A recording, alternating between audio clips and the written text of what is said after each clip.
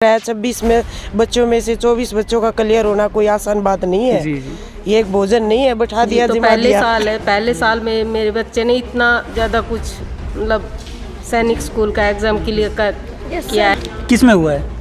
Sir सैनिक school में हुआ सैनिक है। स्कूल में। तो यहाँ पे कैसी पढ़ाई होती है आपके स्कूल में? सर मेरे लिए तो सब समझ में आता है, जो अच्छा। समझ में नहीं आता वो मैं पूछ लेता हूँ। हर कोई पेरेंट्स अपने बच्चे के ऊपर मेहनत करता है, लेकिन अगर उसको अच्छे टीचर मिलते हैं तो वो तो सोने पे सुहागा है। और यहाँ के सारे टीचर बहुत ही कोऑपरेटिव। पूरे कोसली क्षेत्र में सबसे ज़्यादा सिलेक्शंस हमारे हैं। स्कूल ने कोचिंग के लिए भी पेरेंट्स से कोई पैसा नहीं सबसे लिया। बड़ा जो धन है वो है बच्चे। अगर बच्चे कामयाब हो जाते हैं तो पेरेंट्स को कुछ और करने की ज़रूरत नहीं, कुछ और सोचने की ज़रूरत नहीं, सब कुछ अपने आप होता चला जाता पढ़ाई है। करते हो? Yes sir. कोरोना में किए पढ़ाई को? Yes sir. गेम तो नहीं खेले? खेले ना? यस बिल्कुल। सर। बहुत से सोचते हैं कि भाई सैनिक स्कूल में सिलेक्शन हो जाएगा, बच्चा स्कूल से चला जाएगा, रेवेन्यू स्कूल का कम हो जाएगा। नहीं, वो बच्चे की सक्सेस है, वो उसे डिजर्व करता है और उसी के बेसिस पे वो जा रहा है। आप उसकी 4 बार पीठ थपथपाओ कि बेटा you can do it, means वो उसको कर ले। नमस्कार, मैं हूं अमित अमन और आप देख रहे हैं स्टेट न्यूज़ हरियाणा।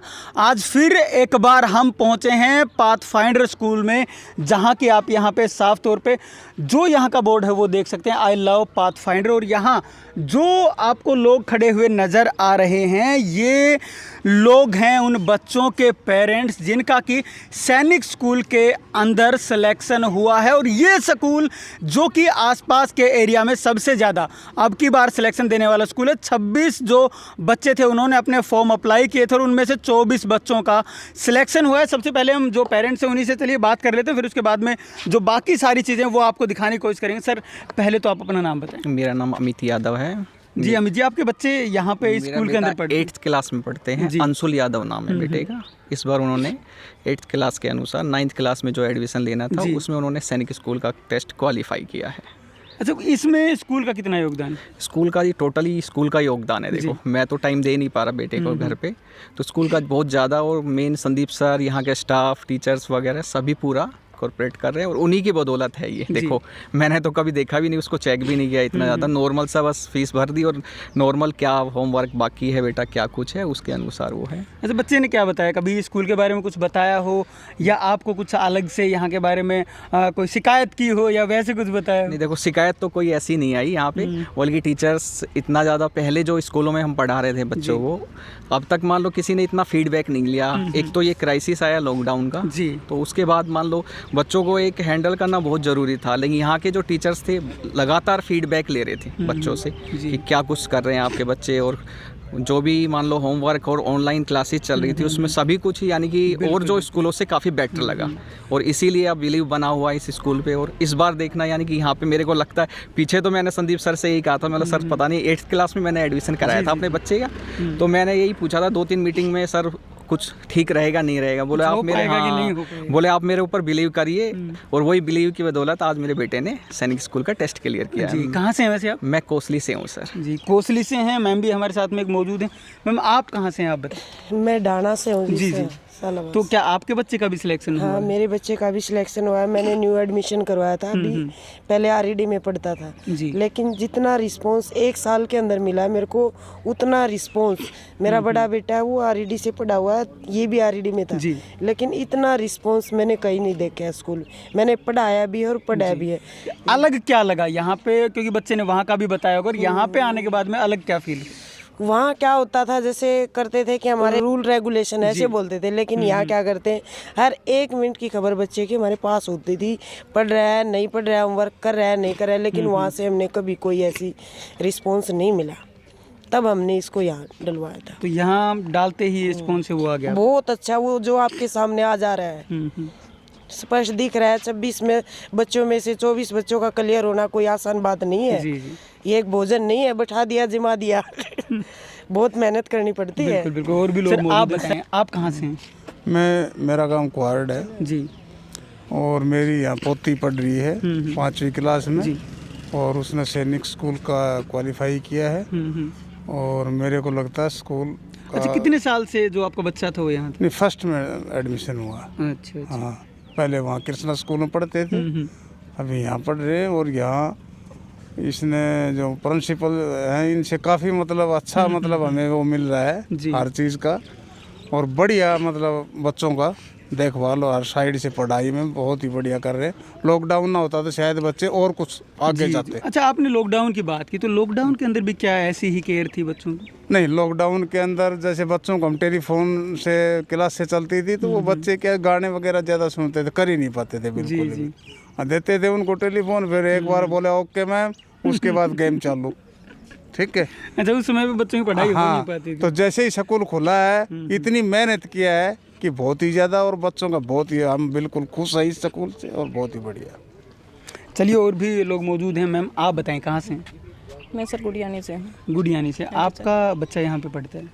जी सर, सितंबर में एडमिशन हुआ था। एक्चुअली हस्बैंड गवर्नमेंट टीचर हैं और ट्रांसफ़र होके हम आए थे, तो सर ने मतलब इतना सपोर्ट किया और बच्चे के ऊपर भी इतना प्रेशर था, लेकिन यहाँ के टीचर्स ना इतने अच्छे थे कि उन्होंने बच्चे को ज़रा सा ये कमज़ोर भी नहीं होने दिया। उसका सिलेबस भी कवर करवाना था, सैनिक स्कूल की भी तैयारी करवानी थी।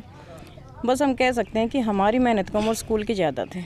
मोस्टली मुझे वही मिल रहे हैं जिन्होंने कि अभी कुछ दिन पहले यहाँ पे एडमिशन करवाया और अभी जो रिजल्ट है वो भी आ गया। तो ये ऐसे कैसे हो सकता है? देखिए सर, पेरेंट्स, हर कोई पेरेंट्स अपने बच्चे के ऊपर मेहनत करता है, लेकिन अगर उसको अच्छे टीचर मिलते हैं तो वो तो सोने पे सुहागा है। और यहाँ के सारे टीचर बहुत ही कोऑपरेटिव जी, और साथ में जो प्रिंसिपल सर जो मोटिवेशन देते हैं ना, वो तो अद्भुत है, बहुत ही अच्छा। अच्छा, और जो स्कूल्स हैं, क्योंकि आपके बच्चे और भी स्कूलों में पढ़ेंगे, आपने बताया कि अभी तो आप ट्रांसफ़र होकर यहाँ पे पहुँचे, तो उस वहाँ पे जहाँ भी स्कूल में आपके बच्चे पढ़ते थे, वहाँ में और यहाँ में कोई डिफरेंस देखा नहीं देखा? देखो सर, टीचर कोई भी हुआ अच्छे से ही हैंडल करके चलता है बच्चे को, ठीक है ना। हम किसी भी टीचर को हम ये नहीं कह सकते कि उसने मेहनत नहीं की। नहीं, मैं कह रहा हूँ कोई डिफरेंस देखा कि नहीं देखा? थोड़ा सा सिर्फ एक मेथड ये होता है पढ़ाने का, नहीं किसी टीचर का कुछ ज़्यादा समझ में आता है, किसी का थोड़ा सा कम आ जाता है, लेकिन ये हमारी किस्मत कह लो या बच्चे की किस्मत कह लो, सारे टीचर बहुत अच्छे मिले। मतलब सबसे बड़ी जो बात है वो मोटिवेशन की। जी सर, यहाँ पे मोटिवेशन अच्छा जी सर, हार्ड वर्किंग भी है, बहुत मेहनत की है। Thank you ma'am. और भी लोग हैं हमारे साथ, चलिए उनसे भी बात कर लेते हैं। सर, आप बताएं, आप कहाँ से? हम जी सादत नगर से। सादत नगर गांव से। कितने दिन से बच्चे आपके हैं? हमारा बच्चा जी करीब 4 साल से है। 4 साल से यहीं पे पढ़ रहे हैं। तो इन 4 साल के दौरान में अभी जाकर के आपके बच्चे का जो सिलेक्शन है, आपके बच्चे का सैनिक स्कूल में हुआ? हाँ जी, सिलेक्शन सैनिक से हुआ। इस स्कूल के बारे में क्या देख रहे हैं? स्कूल बढ़िया स्कूल है जी, बच्चे के ऊपर बहुत ध्यान देते हैं, पढ़ाई अच्छी करवाते हैं और बहुत बढ़िया हिसाब किताब से रखते हैं। जी, क्या घर पे भी आपके पास कॉल वगैरह जाते हैं? हाँ जी, कॉल जाती है घर पे। कोई भी काम होता है या बच्चा कोई गलत काम करता है, गलती करता है, तो कॉल जाती है। अच्छा, उस टाइम पे कॉल कर देते हैं आपको? चलो, बहुत बढ़िया है सर। और जो लोग हैं वो भी मौजूद हैं हमारे साथ में। मैं आप बताएं मैम, आपके बच्चे भी यहाँ पे पढ़ते होंगे? हाँ जी, बिल्कुल, इसी साल डाले थे बच्चे हमने। 2 बच्चे हैं मेरे, एक बेटा एक बेटी, दोनों, एक 9th में है, एक 8th में है। अच्छा, दोनों ही बच्चों का सिलेक्शन हो गया? एक का हुआ है? एक जो लड़कियों का तो अभी होगा नहीं, 9th में, 6 से शुरू कर रहे हैं सैनिक में, और बेटे का हुआ है, क्वालिफाइड हो गया बच्चा। तो अब की बार ही आपने डाले बच्चे? मैं और भी कई लोगों से पूछा, ज़्यादातर फर्स्ट टाइम वाले हैं यहाँ पे। हाँ जी, बिल्कुल। तो फर्स्ट टाइम है, तो क्या देख करके आपने यहाँ पे एडमिशन करवाया? और इन्होंने तो पीछे भी मैं आया था यहाँ पे, तो उस टाइम पे बोल रहे थे कि हम तो एनुअल चार्जेस भी नहीं लेते। बाकी क्या ये सही है, सच हाँ जी, है? बिल्कुल सच है, एनुअल चार्जेस नहीं लिए गए हैं यहाँ पे। क्या ओनली मंथली फीस के ऊपर चल रहा है? हाँ, मंथली फीस ली गई है और ट्रांसपोर्ट चार्जेस लिए गए हैं जी। अच्छा अच्छा, आप बताएं क्या सच में ऐसा है कि सिर्फ मंथली फीस ली जा रही है? बिल्कुल, हमारा बच्चा 134 में सिलेक्शन हुआ था जी, जी। 4th क्लास से। तो बच्चे बोलते हैं कि हमारी हर बच्चे की तरह जो मानी फीस भर रहे हैं उन बच्चों की भी अच्छी प्रोग्रेस हो रही है। जी जी, 134A में भी वैसी ही केयर सबको मिल रही है? सबकी, हाँ, सबकी एक साथ है जी। हाँ जी, चलो बहुत बढ़िया है। और भी हम अंदर चलते हैं और जानने की कोशिश करते हैं, क्योंकि यहाँ का जो पूरा एरिया है वो मैं आपको दिखा रहा हूँ। और अंदर चल के अब हम देखने की और जानने की कोशिश करते हैं, क्योंकि जो पेरेंट्स हैं, बच्चे हैं, वो यहाँ भी मौजूद हैं। तो उनसे भी चलिए हम जान लेते हैं। स्कूल के अंदर का जो डेकोरम है वो तो आप पहले भी देख चुके हैं, लेकिन अभी भी आप देख पा रहे हैं जो डेकोरम यहाँ का बना हुआ है, उसको आप यहाँ अपनी आंखों से देख सकते हैं किस तरीके का जो डेकोरम बनाया गया है यहाँ पे। वो सारी चीज़ें मुझे पेरेंट्स से लग रहे हैं सभी, तो इनसे भी मैं बात कर लेता हूँ। आपका बच्चा यहाँ पे पढ़ता है? यस, मेरा बच्चा यहाँ पे पढ़ता है जी। तो क्या आपके बच्चे का भी सिलेक्शन अभी हुआ है? हाँ, सैनिक स्कूल में हुआ है मेरे बच्चे। कितने टाइम से पढ़ रहे बच्चे यहाँ पे? बच्चे 2016 से पढ़ रहे हैं मेरे बच्चे। अच्छा, 2016 से। हाँ। तो अभी अगर हम कोरोना की बात करें तो कोरोना के टाइम पे बच्चों का क्या हाल था? काफ़ी इम्प्रूवमेंट था। हालांकि बच्चों की पढ़ाई ठीक से नहीं हो पाई कोविड के चक्कर में, ऑनलाइन क्लासेस था। तो मेरा बच्चा 5th क्लास में था, तो जब तक फुल ध्यान नहीं दोगे तो बच्चा नहीं करता, वो मोबाइल में गेम खेलने लग जाता। पर यहाँ की पाथफाइंडर टीम ने बहुत ही अच्छी मेहनत की है और हमारा बच्चे को बहुत ही ऊँच तक पहुँचाया। अच्छा, उस टाइम पे ध्यान दिया जाता था जब आपने अभी बताया कि बच्चे मोबाइल में गेम खेलने लगते, क्या उस टाइम भी कोई कॉल वगैरह घर पे जाते? बिल्कुल बिल्कुल आते थे जी, पेरेंट्स का कंटिन्यू कोऑपरेट रहता था, स्टाफ का पेरेंट्स का खाली फ़ोन किए जाते थे और काफ़ी कोऑपरेटिव स्टाफ है जी। तो अब अगर हम फिलहाल की बात करें, आज की बात करें, आज आप लोग यहाँ पे आए हैं, सिलेक्शन से स्कूल ने दिए हैं, तो आपने क्या यहाँ पे कुछ अलग से कुछ देखा है या कैसे क्या है? देखो, हर बच्चे का जब भी कुछ चीज़ के लिए होता तो पेरेंट्स को कुछ अलग से तो फीलिंग होती है, तो कुछ अलग से देखने को मिला। बहुत ही बढ़िया फैकल्टी रखी हुई है पाथफाइंडर स्कूल ने। और तो मैं तो गांव मुस्सेपुर से बिलोंग करता हूं, टू मच डिस्टेंस है, काफ़ी डिस्टेंस हो जाता है। मेरे एरिया में भी काफ़ी स्कूल है, मैं सूरज को भी छोड़ के आता हूँ, RPS को भी छोड़ के आता हूँ, Yaduvanshi, canal valley, Sutlej school modern. तो मैंने यहाँ पे सिलेक्शन किया, बहुत ही अच्छा रिजल्ट मिला है। मतलब आपने यहाँ पे ट्रस्ट किया, सबसे बड़ी बात किया, यस, ट्रस्ट किया है। और मैं रिटायर्ड फ्रॉम इंडियन नेवी, तो मैंने भी रिसर्च किया है काफ़ी। रेवाड़ी भी मेरे इतना ही नज़दीक पड़ता है, आपको पता होगा, मुस्सेपुर का डिस्टेंस और काफ़ी बहुत ही बढ़िया रिजल्ट मिला। मैं संतुष्ट हूँ सर। जी। तो बच्चे भी बैठे हुए हैं, इन्हीं बच्चों का सिलेक्शन हुआ है? उस बच्चे का। अच्छा, इस बच्चे का सिलेक्शन हुआ। चलिए इसके पास आते। बेटा, आपका सिलेक्शन हुआ है? Yes sir. किस में हुआ है?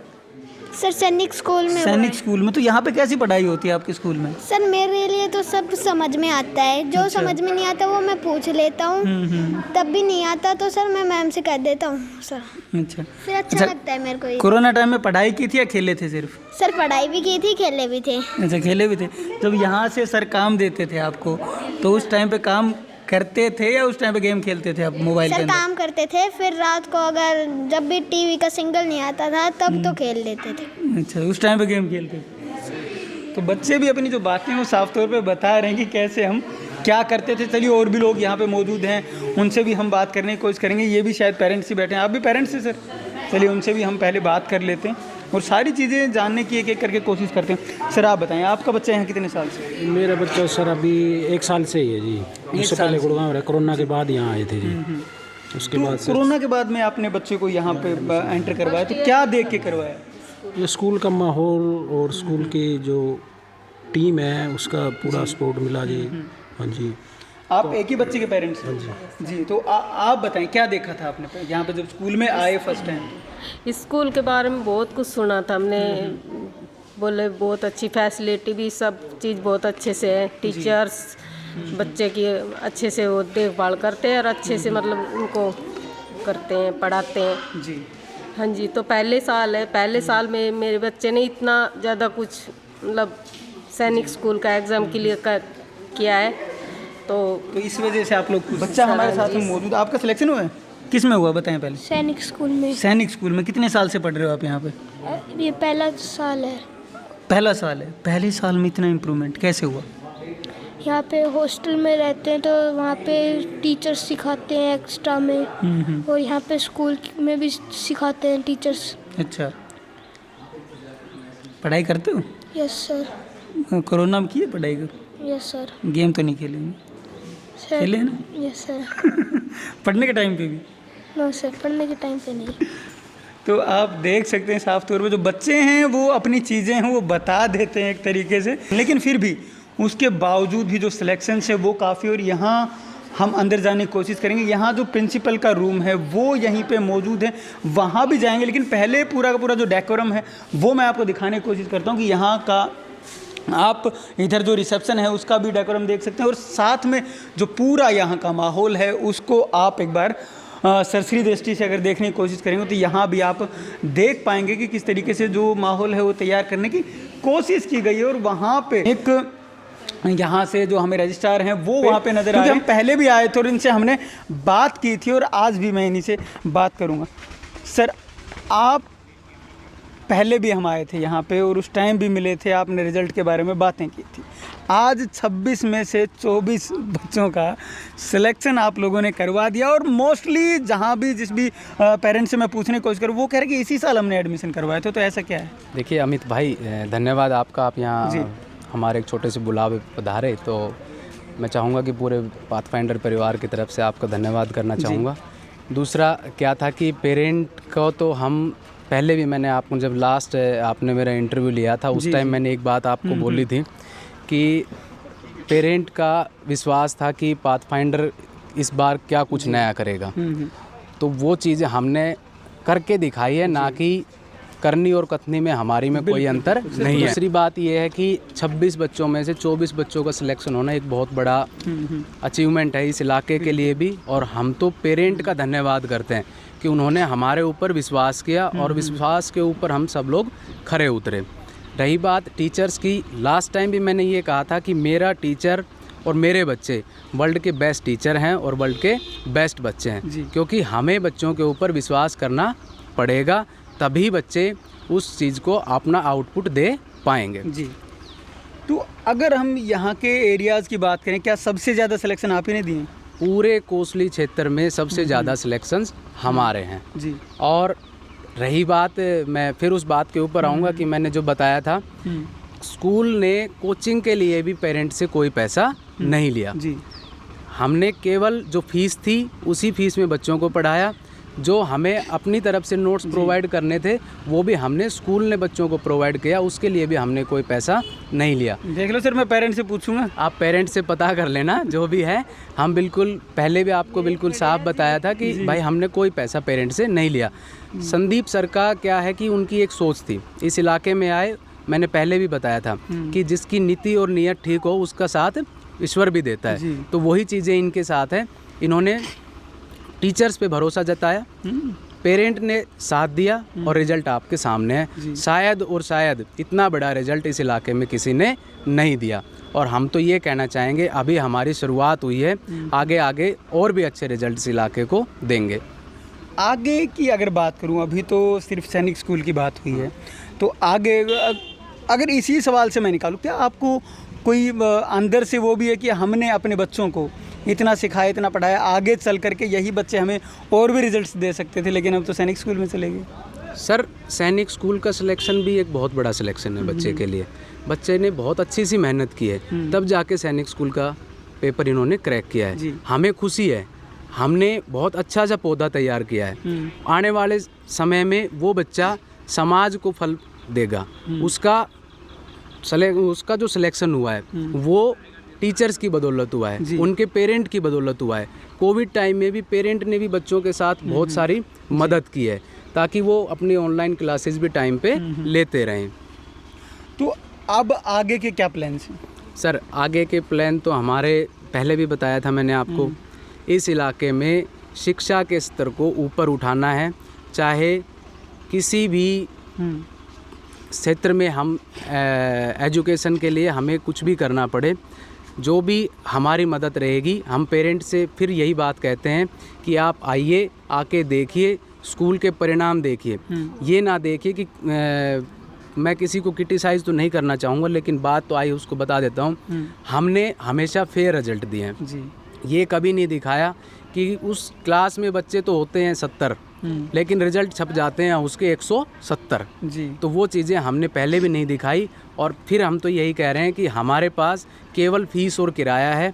आप पेरेंट्स से हम तो यही गुजारिश करते हैं कि आप स्कूल में आइए, एक बहुत अच्छे लेवल का स्कूल आपके लिए बनाया है, और ताकि इस इलाके में शिक्षा की लिए दशा और दिशा को बदलने का काम करें।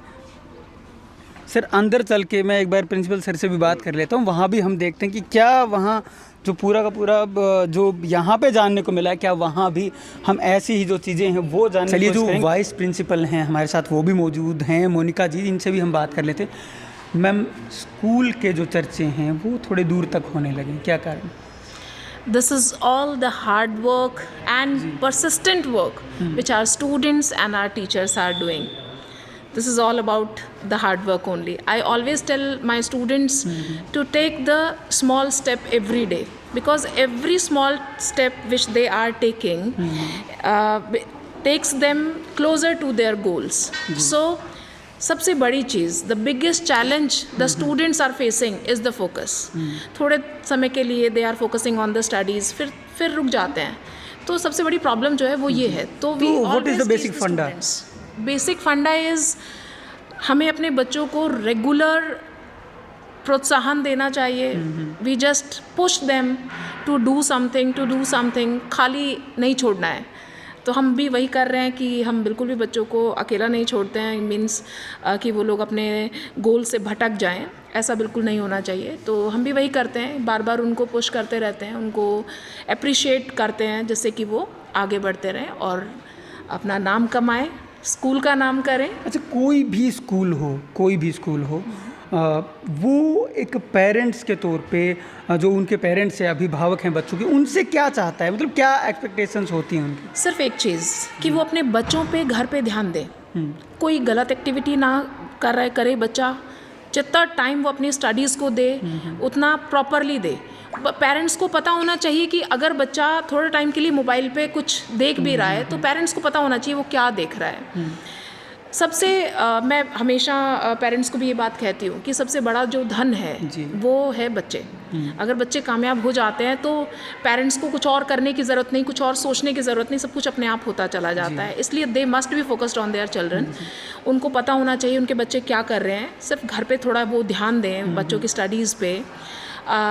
मैं जानती हूँ कि दिस इज़ रूरल बैकग्राउंड और पेरेंट्स को नहीं आता है, वो ध्यान नहीं दे पाते हैं इतना कि उनकी एजुकेशन पे वो नहीं फोकस कर पाते हैं, क्योंकि उनको पता ही नहीं बच्चे क्या पढ़ रहे हैं, वो इतने पढ़े लिखे नहीं हैं। अभी हमने एक पेरेंट्स से बात की थी बाहर, जो कोरोना अभी गुजरा है, हाँ। उस दौरान में वो बताते हैं कि बच्चों को हम पढ़ने के लिए जैसे मोबाइल देते थे तो गेम खेलने लगते। बिल्कुल बिल्कुल। तो तभी मैं कह रही हूँ कि वो जो टाइम था ना, that is very critical. That's why I will say one thing कि the world, the society, there we can see a lot of changes everywhere, but one thing which is not changed, that is our persistent efforts towards the education, the goals which we have set towards the education। जो भी हमने set किया था वो सब हम अभी भी कर रहे हैं अपने बच्चों के साथ, उनको पढ़ा रहे हैं, उनको एक गोल दिया हुआ है that you have to achieve this thing। Now the next goal is NTSC। The students who have cracked Sainik school exam this time, now their next goal is NTSC। अगर कोई भी अभिभावक होता है, पेरेंट्स होता है, तो ये आई थिंक जो सवाल है वो कोई पूछता नहीं होगा, लेकिन उनको किसी भी स्कूल के अंदर जा कर के या अपने जो टीचर्स हैं, जैसे आप वाइस प्रिंसिपल हैं, तो उनसे जा कर के क्या सवाल करना चाहिए? अभिभावक को उनको ये पूछना चाहिए कि हमारा बच्चा ठीक से पढ़ रहा है कि नहीं पढ़ रहा है, उसका फोकस स्टडीज़ पे है कि नहीं है, वो किसी गलत संगत में तो नहीं है, because teachers can better tell. 6 hours the teachers are giving to the students, they have a lot of focus on the students। एक एक बच्चे के बारे में टीचर्स को पता होता है, तो better they can ask this question कि मेरा बच्चा किसी गलत कंपनी में तो नहीं है, गलत दोस्तों में तो नहीं है। तो स्कूल का भी सबसे बड़ा फोकस यही रहना चाहिए कि सबसे पहले बच्चे को अच्छी कंपनी प्रोवाइड करें, और वो हम आप देख ही रहे हैं कि we are trying our best to provide a good company to the students, to provide good environment to the students, and I hope कि बच्चे अच्छा करेंगे, आगे भी इन फ्यूचर भी बच्चे अच्छा करेंगे। अगर स्टूडेंट्स की बात करूं तो क्या एक वो मैसेज है जो आप उनको देना चाहेंगे फ्यूचर के? सी सर, मैं बच्चों को बार बार एक ही मैसेज देती हूँ कि tough time never remains, the one thing which remains is the tough people, so be tough. That is the only message which I want to give the students. Focus on your studies, every small step which they will take, those steps will take them towards their goal। so focus is necessary। धीरे धीरे कहते हैं ना, धीरे धीरे रेमना धीरे सब कुछ होए। so same thing is there। अगर फोकस रहेंगे, सब कुछ अच्छे से करेंगे, तो definitely success will be theirs। Thank you so much. Thank you sir. तो मोनिका जी भी हमारे साथ में थी और इन्होंने भी बताया कि एक स्टूडेंट के अंदर और टीचर के अंदर क्या कुछ होना चाहिए, या फिर टीचर्स से जो पेरेंट्स हैं उनको क्या यहाँ पे आकर के जानना चाहिए, पूछना चाहिए, ताकि उनको अपने बच्चे के बारे में सही चीज़ें पता लग सकें। और आप भी अगर कहीं भी जाते हैं, चाहे इवन किसी भी स्कूल में आप जाते हैं, तो वहाँ पे जा कर के अपने जो आपका बेटा है, बेटी है, आपका जो भी वहाँ पे पढ़ रहा है, तो उसके बारे में जानने का आपको भी अधिकार है। तो आप भी जा कर के वहाँ पे आगे चलते हैं और सर के पास अब जाने की कोशिश करेंगे अंदर, क्योंकि पहले भी मैं यहाँ पे आ चुका हूँ और पहले का जो माहौल है वो भी मैं यहाँ का देख चुका हूँ। और जैसे ही पहले हम यहाँ पे पहुँचे थे तो उस दिन भी मैंने आपको दिखाया था, सर से हमने उस दिन भी बात की थी और आज भी हम इन्हीं से बात करने वाले हैं। तो आगे चल करके सर, सबसे पहले तो आपको congratulation. Thank you so much. अभी आपके स्कूल के 26 फॉर्म अप्लाई हुए और उसमें से 24 बच्चों का सिलेक्शन हुआ। बाहर भी मैंने जो पेरेंट्स हैं उनसे बात करने की कोशिश की, उन्होंने बताया कि मोस्टली जो बच्चे थे वो अब की बार ही आपके स्कूल में एंटर हुए थे। तो इतने दिन में कैसे क्या डिफरेंस आता है? Sir difference is all about motivation. जो दूसरे स्कूल में या मेरी एजुकेशन में डिफरेंस है, इनफैक्ट मेरी एक सीनियर रहे हैं, उन्होंने मेरे से कहा कि संदीप भाई आपने डंडे कम लगाए, अदरवाइज और स्कोर अच्छा आता। मैंने कहा कि मैं ये बात नहीं मानता, मैंने कहा कि मैंने प्यार कम दिया, वो एक गैप रहा कोरोना की वजह से, अदरवाइज रिजल्ट और अच्छा होता। तो मेरा ये मानना है कि अगर आप बच्चे को मोटिवेट करते हैं, कॉन्टिन्यूस टच में रहते हैं और पेरेंट्स से प्रॉपर कम्युनिकेशन बनाए रखते हैं तो रिजल्ट्स डेफिनेटली आते हैं। और सामने आपने देखा कि ये, और इनफैक्ट कुछ स्कूल वाले कह रहे थे कि संदीप ने कोई ना कोई तो जुगाड़ लगाया है। I am very much clear कि अगर मेरा अपना बच्चा भी होता तो मैं इस चीज़ के लिए कभी नहीं जाता। अगर हम इस चीज़ के लिए जाते हैं, it means we are spoiling our generation. That I'll not do, that is not my cup of tea. और बच्चे बहुत ही अच्छा परफॉर्म किया, मैं तो इसका क्रेडिट स्पेशली टीचर्स को देता हूँ। I use to busy in other works, but हाँ कभी कभी मेरा बच्चों से बात करने का मन करता है तो मैं उनको मोटिवेट करता हूँ और सही गलत का डिफरेंस बताता हूँ। ये उसी का रिजल्ट है। जी, आपने अभी कहा कि बहुत से जो स्कूल्स हैं वो आपके बारे में बोल रहे हैं, एलिगेशन माने चाहे कुछ भी माने उनको, लेकिन क्या हकीकत में ऐसा कोई जुगाड़ करना पड़ता है लोगों को? सर करने वाले करते भी हैं। इनफैक्ट जो सैनिक स्कूल के नाम पे एक अच्छा खासा पैसा भी लेते हैं, अकेडमीज़ भी बहुत सारी चल रही हैं, बट मेरा ये मानना है कि ये एक प्लेटफॉर्म है, एक ऑल इंडिया लेवल का, जब बच्चे की लाइफ में पहला टेस्ट होता है जो ऑल इंडिया लेवल का है, जब उसमें बच्चा बैठता है तो पेरेंट्स को भी अपने बच्चे का लेवल का पता लगता है, हमें भी, और एक बच्चे को पुश मिलता है कि हाँ मैं कहीं स्टैंड करता हूँ। और उसी के एक मोटिवेशन के लिए आज छोटा सा प्रोग्राम भी रखा हुआ था। और ये बच्चे will change them a lot. अच्छा, सबसे बड़ा सवाल, अब आपने इन बच्चों को यहाँ पे तैयार किया, मतलब एक नर्सरी के तरीके से आपने तैयार किया, जैसे एक पौधे को तैयार किया जाता है, और अब इन बच्चों का सिलेक्शन सैनिक स्कूल में हो गया, तो क्या आपको आगे चल करके, जैसे ये बच्चे अभी 10th क्लास में होते या 12th में होते, उस टाइम का रिजल्ट ज़्यादा अच्छा लगता है या आज का रिजल्ट ज़्यादा? सर इनिशियली मेरे को बच्चे की सक्सेस से मतलब है, वो खुशी आज भी उतनी है, कल भी उतनी होती जी, तो इसमें कोई डिफरेंस नहीं है। और ये एक फर्स्ट स्टेज है, पेरेंट्स भी इतने खुश हैं उतना ही मैं खुश हूँ। मुझे इस चीज़ में कोई, बिल्कुल, बहुत से सोचते हैं कि भाई सैनिक स्कूल में सिलेक्शन हो जाएगा, बच्चा स्कूल से चला जाएगा, रेवेन्यू स्कूल का कम हो जाएगा, नहीं, वो बच्चे की सक्सेस है, वो उसे डिज़र्व करता है और उसी के बेसिस पे वो जा रहा है। तो मुझे खुशी है, फ़ख्र है कि मेरे बच्चा का सिलेक्शन हुआ। सर आपने मोटिवेशन की बात की थी, तो क्या सिर्फ मोटिवेशन ही वो चीज़ है जो एक बच्चे को ऊपर ला सकती है? एग्जैक्टली, सिर्फ एक मोटिवेशन ही ऐसी चीज़ है और एक बॉन्डिंग बच्चे के साथ। कभी कभार क्या होता है कि बच्चा कोई शरारत करता है तो उसके पेरेंट्स से भी छुपाना पड़ जाता है। लेटर ऑन जब इमोशनल कनेक्टिविटी आपकी उस बच्चे से हो जाती है तो उससे कह सकते हो कि बेटा at that time I supported you, अब आपको इसमें मेहनत करनी चाहिए। तो वो अपनापन महसूस करता है और वो आप जो कह रहे हो उसको फॉलो भी करता है और उसके रिजल्ट्स बहुत आउटस्टैंडिंग होते हैं। मेरा experience, I was very aggressive, मैं मतलब पहले बहुत डंडे यूज़ करता था और एक डर भी मेरे आज भी बच्चों में कायम है कि टीचर बोलता है कि संदीप सर के पास लेके जाए, नहीं, पहले वो डंडे का डर था, आज वो एक इमोशनल कनेक्टिविटी का डर है कि मुझे वहाँ जाके शर्म आएगी जो मैंने गलती की है, और बच्चा उसको एडमिट करता है तो उससे बड़ी कोई चीज़ नहीं है। उस रियलाइजेशन सबसे बड़ी चीज़ है, उसको रियलाइज़ करना चाहिए। तो मोटिवेशन से जो रिजल्ट्स आते हैं उसका मुकाबला, आप एक बच्चे को आप ये कहो कि भाई तुम ये नहीं कर सकते, तुमने ये क्यों नहीं किया, तो उसके दिमाग में वो चीज़ साइकोलॉजिकली बैठ जाती है कि नहीं यार ये काम मुझसे नहीं होगा। बट अगर आप पुश करते रहो, मैं आपकी पीठ दिन में 4 बार थपता हूँ, जैसे गाँव में होता है ना कि भाई तू लड़ ले गैल कब जो कर ले, तो 4 बार आप पीठ थपथपाओगे वो उठ के चल देगा। सेम विद द स्टूडेंट, तो आप उसकी 4 बार पीठ थपथपाओ कि बेटा you can do it, means वो उसको कर लेगा। कहीं यूक्रेन और अमेरिका वाला सिस्टम तो नहीं, it's not all about that. नहीं, आई सिंपली फील कनेक्टिविटी कि मेरे बच्चे इलाके का नाम रोशन करे, और चाहे वो मेरे स्कूल का बच्चा हो चाहे दूसरे स्कूल का बच्चा हो, I am always available for the guidance. और एक कनेक्टिविटी अच्छा लगता है, you always feel remain young, आपको एक यंग वाली फीलिंग आती रहती है जब आप बच्चों के बीच में रहते हो। उनके अलग अलग क्वेश्चंस होते हैं, क्वेरीज होती है, उनको सॉल्व करने में बहुत मज़ा आता है। सही बात है।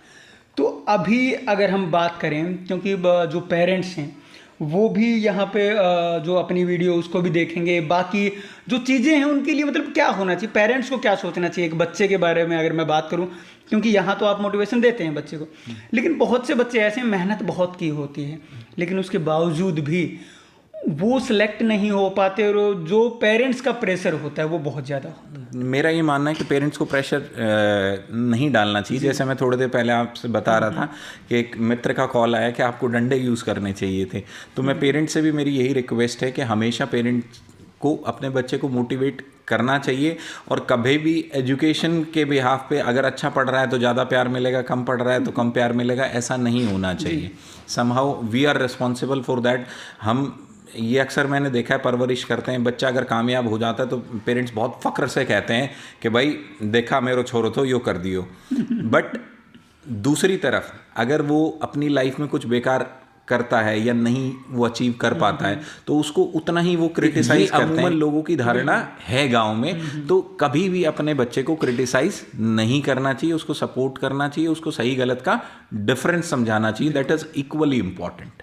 अच्छा, अगर हम लोकेलिटी की बात करें, यहाँ की आसपास में जो भी रहते हैं, क्योंकि वहीं से बच्चे आपके पास आते हैं, तो मोस्टली बच्चों का जो व्यवहार है या फिर हर चीज़ का अगर वे ऑफ हम देखें हर चीज़ का, तो वो कैसा रहता है यहाँ के बच्चों का? क्या बच्चे हेजिटेट करते हैं या फिर आपको आकर के सीधी चीज़ें बता देते हैं जो भी उनके पास होती है, या जो भी जिन चीज़ों से वो शर्म करते हैं, एक तरीके से अभी आपने बोला कि शर्म लगेगी वहाँ पर जाने पर, तो क्या चीज़ें बता पाते हैं बच्चे यहाँ पर? एग्जैक्टली मेरा हमेशा ये रहता है कि मैं टीचर्स को बाहर कर देता हूँ कभी भी बात करता हूँ बच्चों से, और उनसे बहुत क्लियरली पूछता हूँ कि बेटा क्या स्टेटस है, आप कैसे इम्प्रूव कर सकते हैं। तो जब बच्चे को स्पेस मिलता है ना कि वो सिक्योर फील करता है कि नहीं मेरे ऊपर कोई फिजिकल पनिशमेंट नहीं मिलेगी, कोई हार्म नहीं होगा, तो वो अपनी बात विदाउट एनी हेजिटेशन बता जाते हैं, सो दैट जो कमियाँ हैं उनको हम ओवरकम कर पाते हैं। कई बार क्या होता है कि कोई टीचर क्लास में अच्छा नहीं पढ़ा रहा है और उसी की प्रेजेंस में हम पूछ लेते हैं बच्चे से कि बताओ आपका टीचर कैसा पढ़ा रहा है, तो बट ऑब्वियस स्टूडेंट का रिस्पॉन्स ये रहता है कि नहीं हमारा टीचर अच्छा पढ़ा रहा है। बट मैं हमेशा एब्सेंस में पूछता हूँ, हालांकि कई बार टीचर्स को प्रॉब्लम होती है कि भाई सर हमारी एब्सेंस में क्यों बात करते हैं बच्चों से, तो उसमें एक फेयर रिस्पांस बच्चों की तरफ से मिल पाता है। और आई एम प्राउडली सेइंग कि भाई मेरी टीम ने बहुत अच्छा काम किया है, और इसका जो क्रेडिट है मैं कंप्लीटली उनको देना चाहूँगा कि ये उन्हीं की मेहनत है कि जो इतनी बड़ी सक्सेस स्कूल को मिली है। सर 134A से भी बच्चे थे आपके पास जिनका सिलेक्शन हुआ है, मैंने अभी बाहर बात की है किसी से, तो उनके बारे में आपके क्या थॉट्स हैं? क्योंकि वहाँ तो मैंने सुन ही लिया है बाहर तो, लेकिन आप क्या सोचते हैं उन बच्चों के बारे में जो 134A से यहाँ पे एडमिशन मिलता है उनको, और अभी तो सरकार के साथ भी आप लोगों का काफ़ी कुछ चल रहा है, तो क्या विषय है पूरा? सर 134A एक गवर्नमेंट की दी हुई गाइडलाइन है। मेरा ये मानना है कि एक्चुअल में डिजर्विंग है तो उसको 134A के टैग की ज़रूरत नहीं है। सोसाइटी के दो लोग जस्टिफाई कर दें कि ये एक्चुअल में गरीब है और पढ़ना चाहता है, तो मेरे यहाँ किसी तरीके का कोई भेदभाव नहीं है, उसको एजुकेशन लेने का उतना ही राइट है। तो मुझे नहीं लगता कि भाई 134A की ज़रूरत है उसको एडमिशन लेने के लिए। जेन्युइनली अगर गरीब है, कोई नेचुरली क्लैमिटी उसने फेस की है कि भाई फादर नहीं है या किसी दूसरी वजह से कोरोना में जॉब चली गई है, बहुत सारी ऐसी चीज़ें हैं, तो जेन्युइनली गरीब है तो उसकी हेल्प करने में मुझे कोई आपत्ति किसी भी तरीके की नहीं है, बशर्ते है कि उसको समाज के दो लोग जस्टिफाई कर दें कि हाँ ये एक्चुअल में गरीब है, और उसके साथ कोई भेदभाव किसी भी तरीके का मेरे स्कूल में नहीं है। और जैसा कि मैंने आपको पहले भी बताया था कि कोचिंग के नाम पे मेरे यहाँ कोई अलग से चार्जेस किसी भी तरीके के नहीं लिए जाते हैं, और उसी में अभी सैनिक स्कूल की भी कोचिंग का चल रहा था, सेपरेट सेक्शन था, सब कुछ सेपरेट था, रिजल्ट्स आपके सामने हैं, कोई एक्स्ट्रा क्लासेस नहीं थी, जैसा कि मैंने आपको पहले भी बताया था कि एक्स्ट्रा क्लासेस के नाम पे लोग पेरेंट्स से एक्स्ट्रा पैसा लेते हैं, तो ऐसा कुछ भी नहीं था, और रिजल्ट आउटस्टैंडिंग है। अच्छा, अभी अगर हम बात करें सरकार के बीच में और स्कूल्स के बीच में, जो भी प्राइवेट स्कूल्स हैं उनके बीच में एक और मुद्दे को लेकर के पूरी जो चर्चाएं थी वो गर्म थी, और सरकार को अब झुकना भी पड़ा है अगर हम मान्यता की बात करें, क्योंकि बहुत से जो बच्चे थे 10th के वो एग्ज़ाम में क्वालिफाई नहीं कर पा रहे थे, बैठ नहीं पा रहे थे एक तरीके से अगर हम बोलें तो वो पूरा का पूरा मुद्दा अब सरकार को उस पर झुकना पड़ा है। और आप लोगों ने भी सरकार के साथ में बात भी की, मीटिंग्स आपकी हुई, तो उस पूरे मुद्दे पर क्या राय है आपकी, क्या करना चाहिए गवर्नमेंट को? कौन सा 10th क्लास की बात कर रहे हैं? जी 10th क्लास की बात कर रहे हैं। 8th का बोर्ड का था, और 10th के लिए जो बच्चे अभी एग्जाम में नहीं बैठ पा रहे थे, क्योंकि बहुत से स्कूलों के पास में मान्यता नहीं थी, जिन बच्चों को गवर्नमेंट ने उसको एफिलिएट कर दिया है, और किया है, लेकिन वो 1 साल के लिए किया है। उसके बाद देखो नॉर्म्स तो हर स्कूल को फॉलो करने चाहिए, बट उसमें एक बड़ा ड्रॉबैक है। मैं एक छोटे से एग्जांपल के साथ आपको समझाना चाहूँगा। सपोज़ कोई स्कूल स्टेशन पे है, 500 गज में बना हुआ है, पुराने टाइम में उसको मान्यता दे दी गई है, बट आज उसको ये कहे कि उसको 1000 गज का प्लॉट करना है, तो स्टेशन के जो रेट है और स्पेस भी नहीं है वहाँ आसपास में, तो एक वो बेचारा किस तरीके से उसको बढ़ाएगा, तो कोई ऑप्शन ही नहीं है वहाँ बढ़ाने का। तो मेरा ये मानना है कि जो जिनको पहले मान्यता दे दी गई थी, या तो कुछ नॉमिनल चार्ज फिल करा के उनको एक जो है परमानेंट रिकॉग्निशन दे देनी चाहिए। बट अगर गांव में स्कूल है, स्पेस अवेलेबिलिटी है, तो वो एरिया डिसाइड करके गवर्नमेंट को ऐसा कोई बीच का रास्ता निकालना चाहिए ताकि बच्चे के फ्यूचर दाव पे ना लगे। अभी आप 8th की बात कर रहे थे, मैं भी आपसे वही सवाल कर रहा था। तो क्या 8th के लिए बोर्ड एग्जामिनेशन होने चाहिए कि नहीं होने चाहिए, क्या मानते हैं? सर देखो एक डिफरेंस है उसमें। New education policy implement central government की तरफ से ऑलरेडी हो चुकी है, और उसमें 10th क्लास के बोर्ड एग्ज़ाम का भी कोई प्रावधान नहीं है। दूसरी बात, जो हमारे जो स्कूल हैं वो CBSE एफिलिएटेड हैं और CBSE एग्ज़ाम कंडक्ट कराती है। हरियाणा बोर्ड ने तो हमारे ऊपर चीज़ें थोप दी थी कि भाई आपको रजिस्टर करना है और आपको एग्ज़ाम दिलाने। एग्ज़ाम के लिए आप ये देखिए कि करिकुलम डिसाइड होता है, उसके बाद सब्जेक्ट सिलेबस का बाइफर्गेशन होता है कि इस चैप्टर से इतने मार्क्स का आएगा, इतने MCQs होंगे, इतने लॉन्ग आंसर टाइप होंगे, इतने स्मॉल होंगे। तो ऐसी कोई भी प्लानिंग जो है एजुकेशन बोर्ड की तरफ से नहीं थी, और हम लोगों ने बढ़िया स्ट्रगल किया है इसको जो है ख़त्म कराने के लिए, और रामपाल जी ने भी काफ़ी मेहनत की है और बड़े लेवल पे पूरे स्टेट को यूनाइट किया है। देखो जो चीज़ें गलत हैं उसमें हमें गवर्नमेंट के भी अगेंस्ट जाना पड़ा, तो we are ready for that. और जनरली बलता भी नहीं, क्योंकि कोरोना में बच्चे साइकोलॉजिकली पहले ही 10th और 12th के बोर्ड के लिए प्रिपेयर नहीं थे, तो how could they prepare for class 8th examination. Apart from that, अगर CBSE हम पे इम्प्लीमेंट करती है तो हमें कोई इशू नहीं है दिलाने, क्योंकि हम बच्चे को कंपटीशन के लिए तैयार कर रहे हैं। तो बोर्ड तो एक बहुत नॉमिनल सी चीज़ है, तो उसमें हमें कोई दिक्कत नहीं है।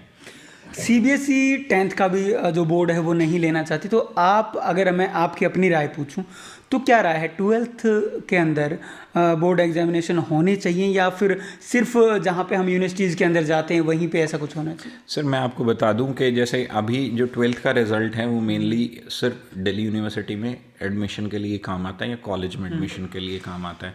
उसमें समहाउ के कुछ एक हमारे यहाँ बड़ा ट्रेंड है जो गवर्नमेंट स्कूल्स में है या और जो HBSC के स्कूल है, चिटिंग का बहुत ज़्यादा हो, जिससे इंटेलिजेंट बच्चा है। अभी आपने देखा पिछले कोरोना काल में 500 में से 500 ऐसे बच्चों के नंबर है जो सही ढंग से लिखना तक नहीं जानते।